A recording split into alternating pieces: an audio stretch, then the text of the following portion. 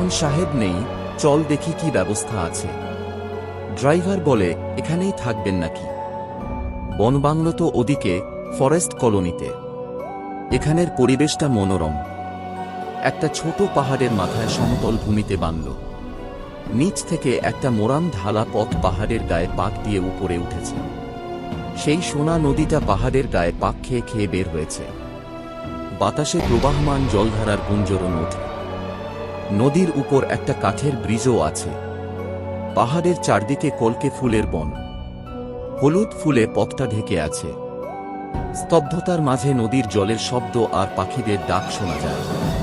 আমি বলি, চল না, যদি ওখানেই ঠাঁই পাই। সুন্দর পরিবেশ। ড্রাইভার আর কথা বলে না। গাড়ি নিয়ে উপরের বাংলোর দিকে যেতে থাকে। ঘুরপাক খেয়ে পথটা পাহাড়ের উপর বাংলোর কাছে এসে থামল।